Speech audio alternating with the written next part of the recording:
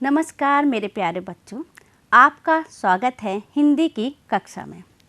बच्चों, आज हम आपके लिए एक ऐसे महापुरुष की कहानी लेकर आए हैं जिसको आप पढ़कर और जब सुनेंगे आप उसे तो उसे आप उसको सुन के ही आप आत्मविभोर हो जाएंगे और उसके द्वारा उस कहानी में कहे गए एक एक शब्दों को आप अपने जीवन में उतारने का प्रयास करेंगे। बच्चों, आज जैसा कि हमने आपसे कहा था कि आज हम आपको एक महापुरुष की कहानी बताएंगे, क्योंकि हमारे देश में कई महापुरुष हैं जिन्होंने बहुत सारे कार्य किए हैं और वो कार्य एक प्रसंग बनके हमारे प्रेरणा स्रोत बने हैं। आज हम उन्हीं महापुरुषों में से एक महापुरुष की कहानी आपको सुनाएंगे और जिससे आप सुनकर एक नई सीख प्राप्त करेंगे, चाहे कहानी हो या कविता। बच्चों, ये हमारे जीवन का एक सार लेकर आती है, क्योंकि हमारी कहानी जितनी भी है ये हमारे जीवन से ही जुड़ी होती है और जब ये जुड़ी होती है तो हमारे जीवन को ही प्रदर्शित करती है। तो क्यों ना हम कहानी शुरू करने से पहले उन्हीं महापुरुषों से एक परिचय प्राप्त कर लिए। जी हाँ, हम आपसे पहले परिचय प्राप्त कराएंगे कुछ प्रश्न पूछकर। प्रश्न से आपको पता चल जाएगा कि वो दो महापुरुष कौन हैं जिनकी कहानी लेकर हम आपके सामने आए हैं। हमारा पहला प्रश्न है, ध्यान से सुनिएगा बच्चों, क्योंकि इन्हीं प्रश्नों में उन दो महापुरुषों के नाम छुपे हुए हैं और जो पाठ से संबंधित हैं। हमारा पहला प्रश्न है, करो या मरो यह नारा किसने दिया था? बताइए। बिल्कुल सही, महात्मा गांधी जी ने। महात्मा गांधी जी ने करो या मरो यह नारा दिया था। दूसरा प्रश्न, जय जवान जय किसान यह नारा किसने दिया था? आपके सामने प्रदर्शित हो रहा है ना, माननीय लाल बहादुर शास्त्री जी ने। बच्चों, एक और प्रश्न है, महात्मा गांधी जी और शास्त्री जी का जन्मदिन हम कब मनाते हैं? 2 अक्टूबर को। बिल्कुल सही। तो आपने उनको पहचान लिया होगा जिनसे हम आपका परिचय कराना चाहते थे। तो बच्चों, आपने देखा ना कि हमने किन दो महापुरुषों के नाम लिए हैं, महात्मा गांधी जी और माननीय लाल बहादुर शास्त्री जी। अब हम आपको एक चित्र दिखाते हैं, इस चित्र को देखिए, फिर हम आगे की बात करते हैं। आपने चित्र देखा ना बच्चों, चित्र में क्या देखा आपने कि महात्मा गांधी जी की तस्वीर है और लाल बहादुर शास्त्री जी की तस्वीर है। ठीक इसी तरह ही हम अपने विद्यालय में भी महात्मा गांधी जी की तस्वीर और लाल बहादुर शास्त्री जी की तस्वीर पर फूल मालाओं को अर्पण करके उनका जन्मदिन मनाते हैं। और जन्मदिन कैसे मनाते हैं हम लोग? कभी कभी निबंध प्रतियोगिता रखकर, कभी लेखन प्रतियोगिता, चित्रकला प्रतियोगिता या फिर गीत समूह ज्ञान का आयोजन करके। याद आ गया आपको?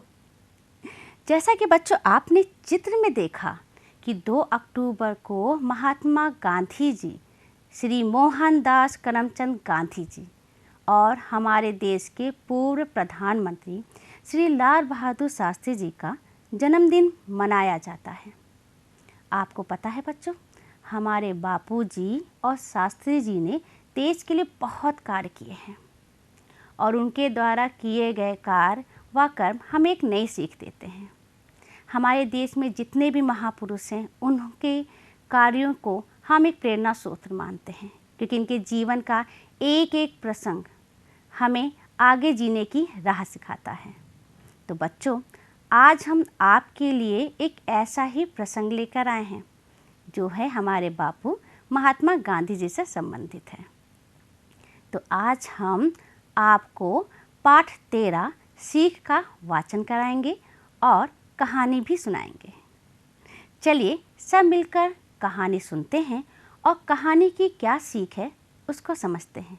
लेकिन पाठ वाचन करने से पहले हम आपको पाठ में आए हुए कुछ कठिन शब्दों से परिचय कराना चाहते हैं कि जिससे जब हम पाठ का वाचन करें तो आप कहानी को बहुत ही अच्छे से समझ पाएँ। उन कठिन शब्दों का अर्थ आपको ज्ञात रहे, आप उससे परिचय प्राप्त कर चुके हैं, तो आप अच्छे से भलीभांति से कहानी के सार को समझ सकते हैं। तो बच्चों, सबसे पहले हम आपको कठिन शब्दों से परिचय करा देते हैं। जैसा कि आप देख रहे हैं कि हमने आपके पाठ से कुछ परिचय लिए, कुछ कठिन शब्द लिए हैं जिनसे आपका परिचय कराना है। पहला शब्द है स्कूल। स्कूल का अर्थ है विद्यालय। भोजन। भोजन का अर्थ है खाना। भलाई। भलाई का अर्थ है भला करना। कुशल, अच्छा, निपुण। प्रभाव, असर। शीघ्र, तुरंत, फौरन। वैद्य, चिकित्सक। एक बार फिर से आपको दोहरा देती हूँ, जिससे ये कठिन शब्द जब पाठ में वाचन के वक्त आए तो आप इसे आसानी से पहचान सकें। पहला हमारा कठिन शब्द था स्कूल, अर्थ है उसका विद्यालय। पुस्तक, अर्थ है किताब। भोजन, अर्थ खाना। भलाई, भलाई का अर्थ क्या है? भला करना। कुशल, कुशल का अर्थ क्या है? अच्छा और निपुण। प्रभाव, असर। शीघ्र, तुरंत, फौरन।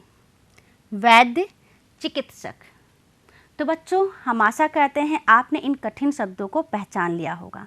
तो अब हम वाचन करते हैं किताब से। आप अपनी पुस्तक खोलिए और पाठ 13 सीख का वाचन करिए, और जैसे हम पढ़ाते हैं आप उसे ध्यानपूर्वक सुनिए और कठिन शब्दों से भी परिचय प्राप्त कीजिए। पाठ 13 सीख। वैभव स्कूल से घर आया तो माँ ने पूछा, स्कूल में आज क्या क्या हुआ वैभव?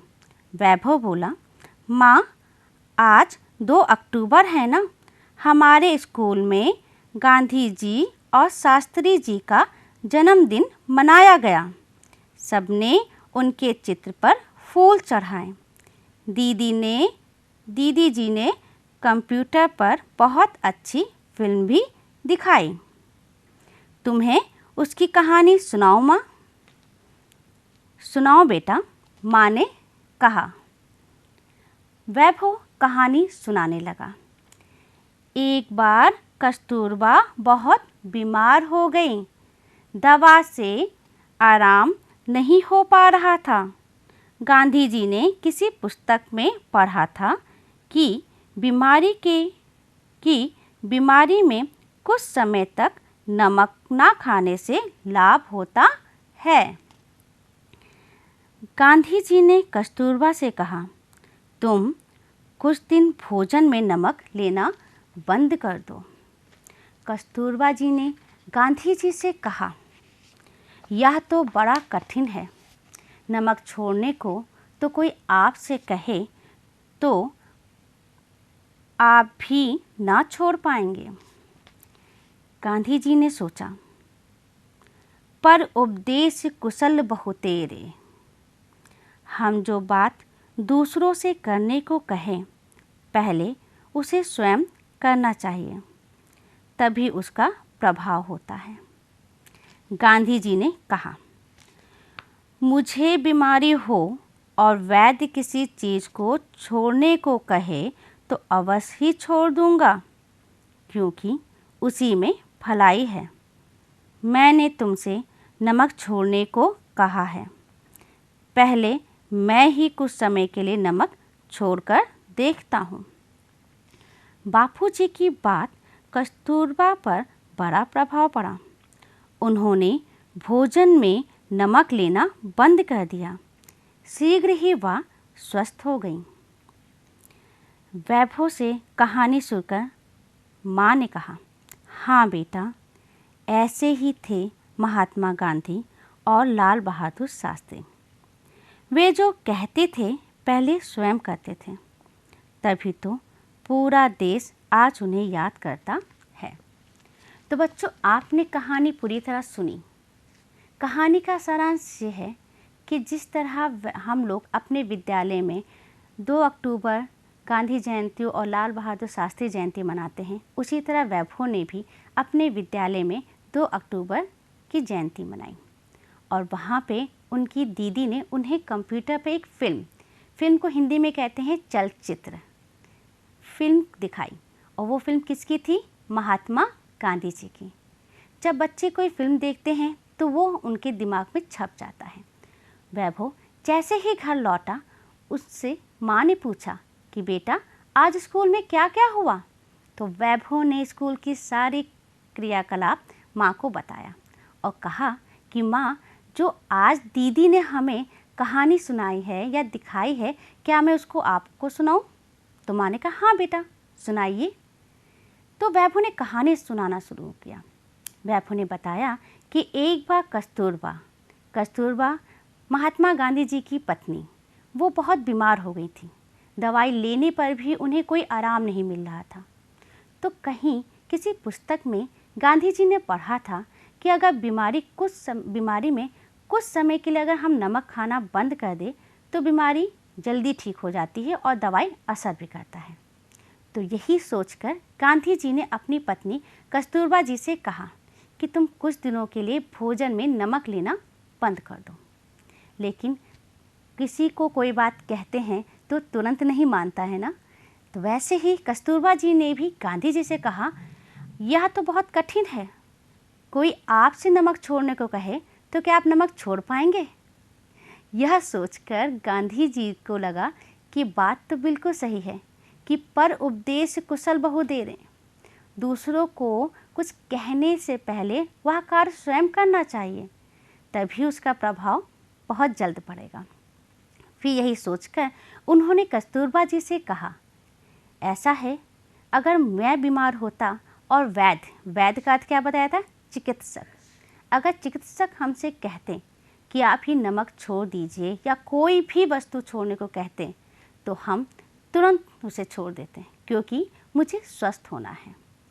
लेकिन अगर तुम्हें ऐसा लग रहा है कि मैं नमक नहीं छोड़ पाऊँगा तो मैंने तुमसे नमक छोड़ने को कहा है तो उससे पहले मैं कुछ समय के लिए नमक छोड़ देता हूँ।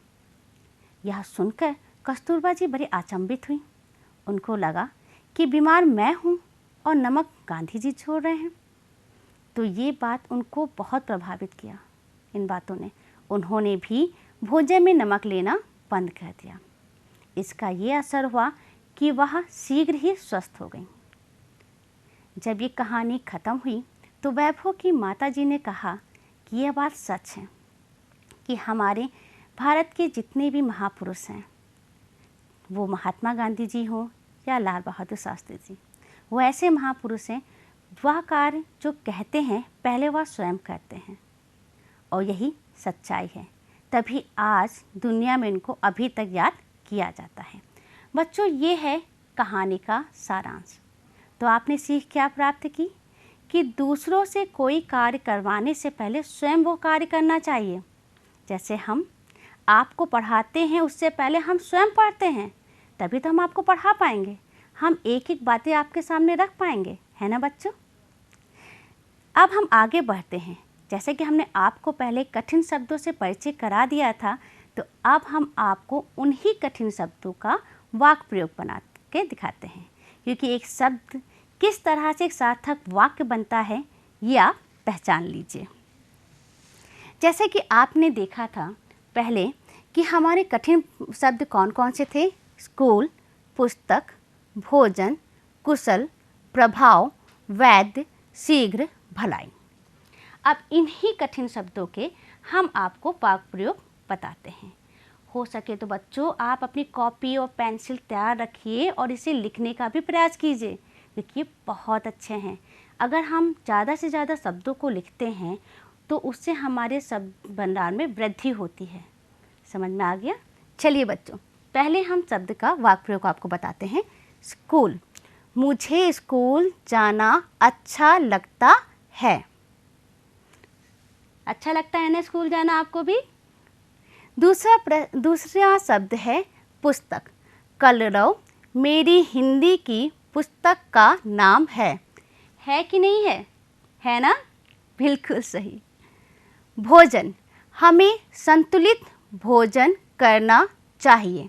ये तो बिल्कुल सही है कि हमें संतुलित भोजन करना चाहिए, क्योंकि एक भी अगर किसी विटामिन की या किसी भी गुण की कमी हो गई तो हम बीमार पड़ सकते हैं। और इस वक्त तो बिल्कुल भी बीमार नहीं पड़ना है, क्योंकि मौसम के बदलाव में हम लोग बीमार पड़ जाते हैं। कुशल। वैभव पढ़ने में कुशल है। प्रभाव। आपकी सुंदर लिखावट दूसरों पर प्रभाव डालती है। ये बात बिल्कुल सही है। और एक चीज़ मैं आपको बता दूं कि गांधी जी ने भी यही कहा था कि अपनी लिखावट को आप मोतियों जैसा बनाएं, जिससे पढ़ने वाले और देखने वाले दोनों के दिमाग में वो छप जाए, अपना असर छोड़ जाए। वैद्य। मेरे बाबा गांव के बहुत अच्छे वैद्य थे। वैद्य का अर्थ क्या बताया था आपको? चिकित्सक। अगर उसे विदेशी भाषा में कहें तो डॉक्टर। तो पहले गांव में वैद्य होते थे, तो वही बताया गया है कि मेरे बाबा गांव में बहुत अच्छे वैद्य थे। शीघ्र। अच्छी बातों को हमें शीघ्र ही सीख लेना चाहिए। तो आज की कहानी से आपने क्या सीखा? तो जो भी सीखा हो उसे आप शीघ्र ही सीख लीजिए। भलाई। हमें हमेशा दूसरों की भलाई सोचनी चाहिए। ये सबसे उत्तम विचार है कि अपनी भी भलाई सोचिए और दूसरों की भी भलाई सोचें। अब जो हमने आपको कहानी सुनाई है, जिसका वाचन किया है, जिसका सारांश आपको बताया है, क्यों ना उसमें से कुछ प्रश्न पूछ लिए जाए। हम भी तो जाने कि हमारे बच्चे कितना जाने हैं, कितना जानते हैं कहानी के विषय में। ठीक है, तो आराम से आप सुनिए और उसका उत्तर भी दीजिएगा। पहला प्रश्न आपके सामने। वैभव अपनी माता जी को किस महापुरुष की कहानी सुना रहा था? महात्मा गांधी जी की। बिल्कुल सही। दूसरा प्रश्न। कौन बीमार हो गया था? महात्मा गांधी जी की पत्नी श्रीमती कस्तूरबा गांधी जी। जैसे हमने आपको सारांश में बताया था, कस्तूरबा जी किसकी पत्नी थी? महात्मा गांधी जी की। प्रश्न तीसरा। गांधी जी ने कस्तूरबा जी से क्या छोड़ने को कहा? उत्तर क्या है? नमक छोड़ने को कहा था ना उन्होंने। सर्वप्रथम भोजन में नमक लेना किसने बंद कर दिया था? कस्तूरबा जी ने? नहीं, स्वयं महात्मा गांधी जी ने। मैं जानती हूँ आप हमारे एक एक सवालों के जवाब, प्रश्नों के जवाब बहुत अच्छे से दे रहे हैं, और ये हमें जान के बहुत अच्छा लग रहा है, क्योंकि इससे ये पता चलता है कि आपने कहानी को बहुत ध्यान से सुना, समझा, उसे आत्मसात किया, उसे आपने पहचाना। अब हम आपके सामने लेकर आते हैं कि हमने इस पाठ से, कहानी से क्या सीखा। जैसा कि हमने आपसे पहले भी कहा था कि हमारे भारत देश के महापुरुषों या किसी भी देश के महापुरुषों, उनके जीवन से जुड़े प्रेरक प्रसंग हमें सदा एक नई सीख देते हैं। जैसा कि हमने सीखा कि सदैव दूसरों की भलाई सोचनी चाहिए, जैसे कि महात्मा गांधी जी ने किया था। अपनी पत्नी की भलाई के लिए उन्होंने नमक छोड़ा, और अपने प्रिय सदस्य के सुख और दुख में साथ देना चाहिए। ये बहुत इम्पॉर्टेंट है बेटा, क्योंकि परिवार हमारे लिए बहुत महत्वपूर्ण है। परिवार के सदस्य हमारे लिए एक एक स्तंभ के बराबर हैं, और उसी से ही घर बनता है। जिस प्रकार हमारे बापूजी ने अपनी पत्नी कस्तूरबा गांधी जी को स्वस्थ करने के लिए उनका साथ दिया, कुछ समय के लिए नमक छोड़कर दिया था ना उन्होंने, क्योंकि उनके भी परिवार कस्तूरबा गांधी जी थी, और कोई भी नहीं चाहता कि हमारे प्रिय सदस्य को कभी भी कोई भी बीमारी हो या अस्वस्थ रहे। उसको स्वस्थ रखने के लिए वो एड़ी चोटी लगा देता है। तो हम लोग को भी यही सीख अपनानी है कि हमें जो है अपने प्रिय सदस्य के लिए एड़ी चोटी कर देनी है। अगर वो बीमार पड़ता है या उसे कोई दुख है तो उसके दुख में हम दुखी हो, उसके सुख में हम सुखी हो। यही पहला कदम होता है परिवार का। क्योंकि महात्मा गांधी जी ने नमक क्यों छोड़ा था? क्योंकि वो जो कहते हैं पहले स्वयं करते हैं, और यही विचार हमारे लाल बहादुर शास्त्री जी का है। बच्चों, जब आप आगे की कक्षा में आप पहुँचेंगे तो वहाँ पे आपको लाल बहादुर शास्त्री जी, चंद्रशेखर आज़ाद, सुभाष चंद्र बोस, ऐसे अनेक महापुरुषों के बारे में आपको जानकारी प्राप्त होगी।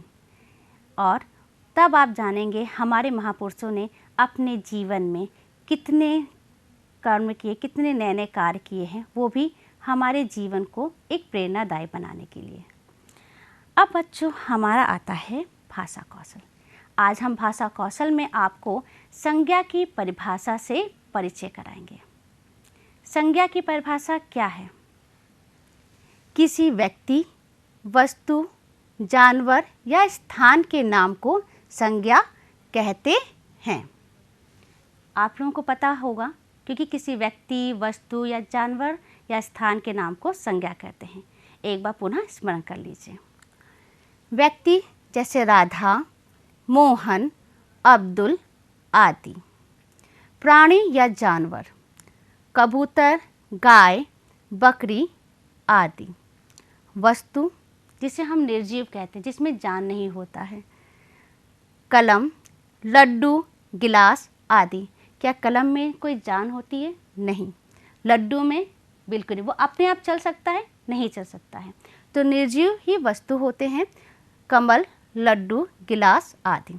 स्थान जहाँ पे हम रहते हैं, हम कहाँ रहते हैं? लखनऊ में, या कोई कानपुर में रहता है, कोई दिल्ली में रहता है, तो ये स्थानों के नाम भी संज्ञा ही कहलाते हैं। बच्चों इसको बहुत ही ध्यानपूर्वक आप पढ़ें, समझें, हो सके तो अपनी अभ्यास पुस्तिका में लिख भी लें, क्योंकि इसके आगे आपको इसी ही संज्ञा से संबंधित एक प्रश्न पूछा जाएगा, जिसका उत्तर आपको स्वयं करना है। अब हम बढ़ते हैं आगे, आपको वचनों के बारे में समझाते हैं कि हमारे हिंदी भाषा में वचन कितने प्रकार के होते हैं। बच्चों वचन दो प्रकार के होते हैं, एक वचन और बहुवचन। एक वचन क्या होता है? एक वचन वह शब्द जिससे एक वस्तु का बोध होता है। कितने वस्तु का? एक वस्तु का बोध होता है, उसे एक वचन कहते हैं।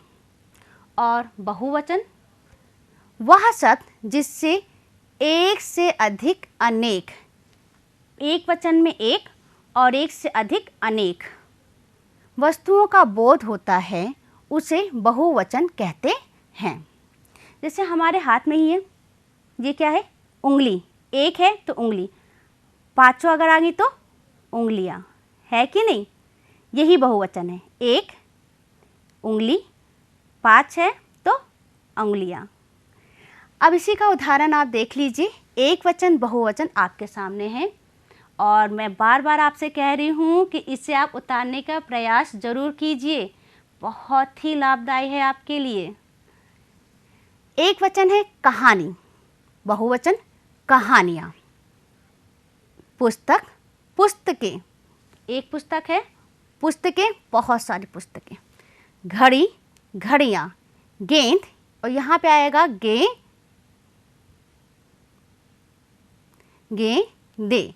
दा में भी एक बिंदी लगेगी, दा में एक ही मात्रा और अनुस्वार की बिंदी लगेगी। गेंदे।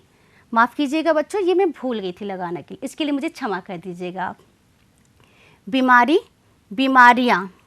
सड़क, सड़कें। तोता, तोते।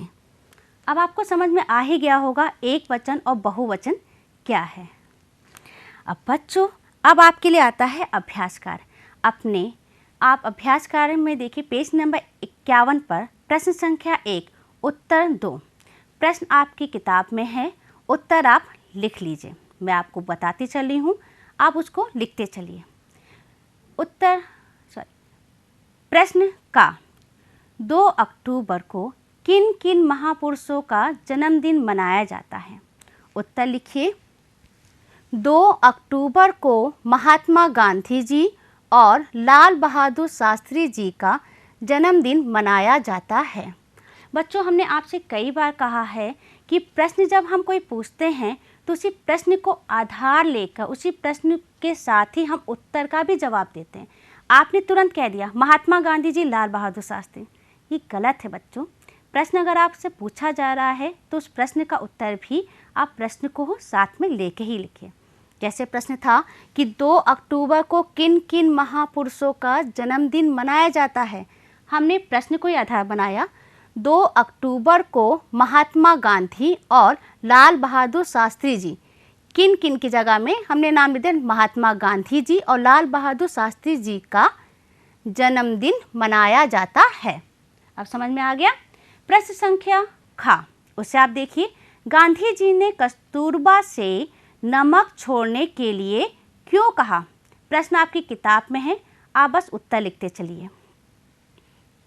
उत्तर है, कस्तूरबा जी की बीमारी दवा से ठीक नहीं हो रही थी।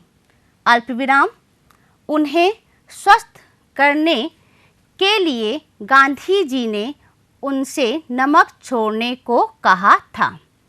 यही बात थी ना कि कस्तूरबा जी की बीमारी दवा से ठीक नहीं हो रही थी, तो उन्हें स्वस्थ करने के लिए गांधी जी ने उनसे नमक छोड़ने को कहा था। प्रश्न ग, हमारी बात का दूसरों पर प्रभाव कब पड़ता है।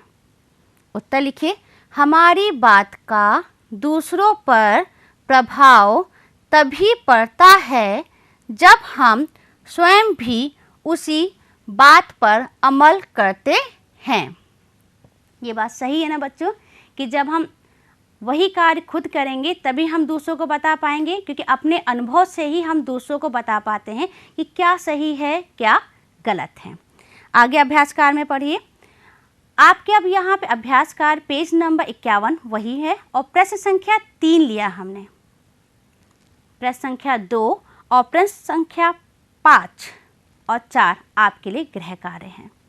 तो प्रश्न संख्या 2 में देखिए क्या है, 3 में, भला शब्द से बना है भलाई।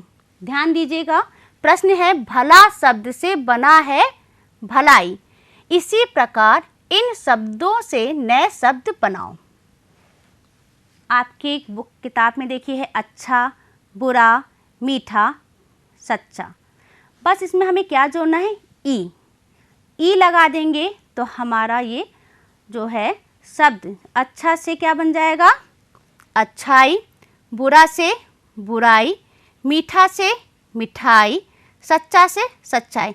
एक जगह ध्यान दीजिएगा बच्चों, मीठा में यहाँ पे बड़ी ई की मात्रा है, ध्यान दिया आपने, और जब हमने ई लगाई तो हमारा क्या हो गया, छोटी ई की मात्रा होगी। इस पे ध्यान दीजिएगा, जब भी प्रश्न आपसे ये पूछा जाए आप कॉपी पर जब लिखेंगे तो बड़ी ई की मात्रा नहीं लगाएंगे, आप किसकी मात्रा लगाएंगे, छोटी ई की मात्रा।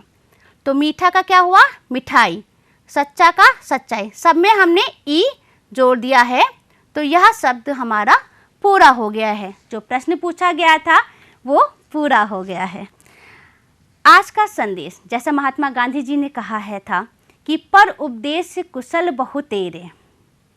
उन्होंने कहा था हम जो बात दूसरों से करने को कहें पहले उसे स्वयं करना चाहिए, तभी उसका प्रभाव होता है। यह कथन महात्मा गांधी जी का है। इसे ही आपको आत्मसात करना है, अपने जीवन में लाना है। इसके बाद आता है आपका गृह कार्य। जैसा कि हमने आपको पहले ही बताया था कि आपकी पाठ्य पुस्तक कर लो में पाठ 13 के पेज नंबर 51 अभ्यास के प्रश्न संख्या 2 और 5 का कार्य अपनी पुस्तिका में स्वयं कीजिए। प्रश्न संख्या 2 में आपको अपने जो रिश्तेदार हैं उनके नाम बताने हैं और प्रश्न संख्या 5 में संज्ञा। इस बार 2 अक्टूबर को आपके विद्यालय में क्या क्या हुआ अपने शब्दों में लिखिए। ये 2 गृह कार्य आपके लिए हैं, ये आप जरूर कीजिएगा। तो बच्चों, मैं आशा करती हूँ आपको आज का मेरा पाठ बहुत अच्छा लगा होगा और आपने इसे अच्छे से समझा भी होगा। हम आपसे पुनः मिलेंगे एक नए पाठ योजना के साथ। तब तक के लिए नमस्कार, धन्यवाद। आप कुशल रहें, स्वस्थ रहें।